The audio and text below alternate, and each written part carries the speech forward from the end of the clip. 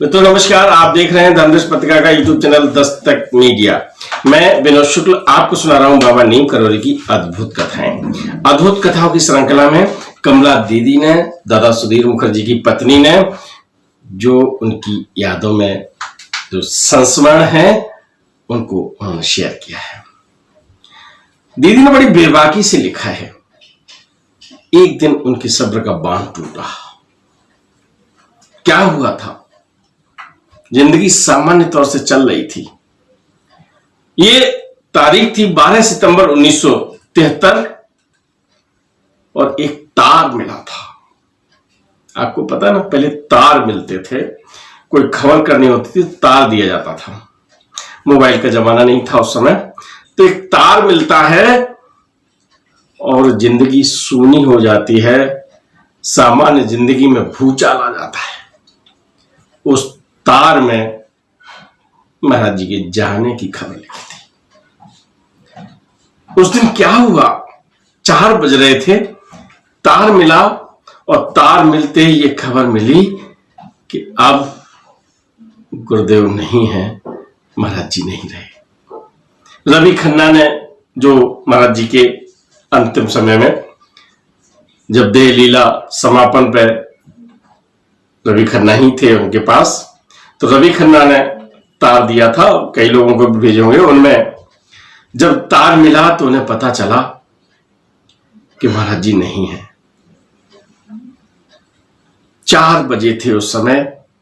तुरंत तैयारी की गई वृंदावन जाने की। दादा, राजूदा, मुकुंद, रघुनंदन, अशोका दीदी और कमला दीदी लिखती हैं स्वयं में। उन्हीं का ये लेख है, उन्हीं की बात है ये।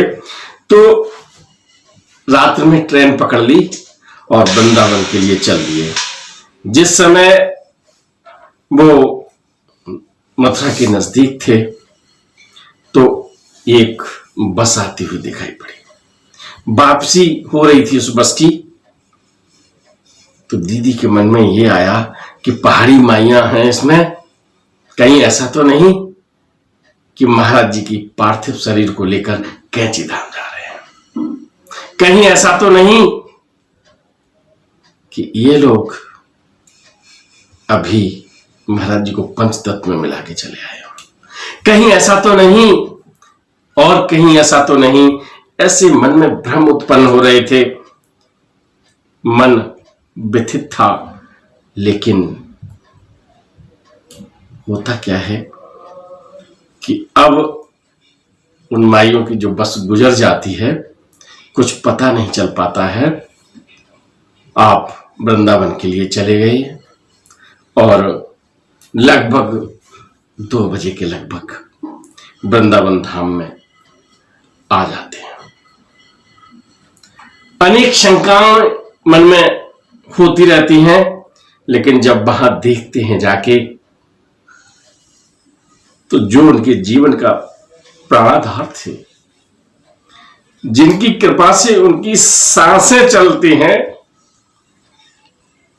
वो अपनी मानव देह को त्याग चुके थे और उनके अंतिम दर्शन भी उन सब नहीं हो सके थे। दादा पर तो पहाड़ टूट पड़ा था। मैं कुछ कह के रो रही थी, लेकिन दादा चुप थे। दादा की आंखों ने जो महसूस किया,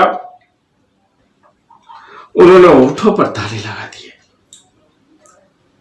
आंखों से अविरल आंसू बह रहे थे और कि ऐसी दशा थी जैसे पंख विहीन कोई पक्षी आसमान में छोड़ दिया गया हो, जैसे कोई मछली पानी से निकाल के फेंक दी गई हो। दादा चुपचाप कभी चिता को देखते, कभी आसमान को देखते। कमला दीदी और जो लोग साथ साथ हैं, उनकी जो दशा है, एक तरह से कहें दिशा ही बदल गई, जिनके आने पर मन प्रसन्न हो जाया करता था। एक ऐसी स्थिति होती थी जहां लगता था कि उत्सव ही उत्सव है। आज उसकी चिता की राख देखने को मिल रही है और दादा चुपचाप एक टक देख रहे हैं।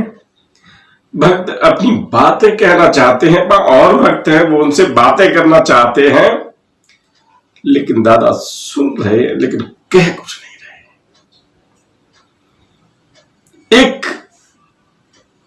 देव मौन हुआ था मानव देह से, और एक मानव देह में है, वो मौन होकर उसको देख रहा था। आखिर उसका सब कुछ लुट चुका था। वो महसूस कर रहा था कि अब उसके पास कुछ नहीं है। दीदी कभी चिता की तरफ देखती हैं, कभी दादा की तरफ देखती हैं। आखिर आज उन्होंने पहली बार महसूस किया था कि इस संसार में उनको संरक्षण देने वाला अब कभी नहीं मिलेगा।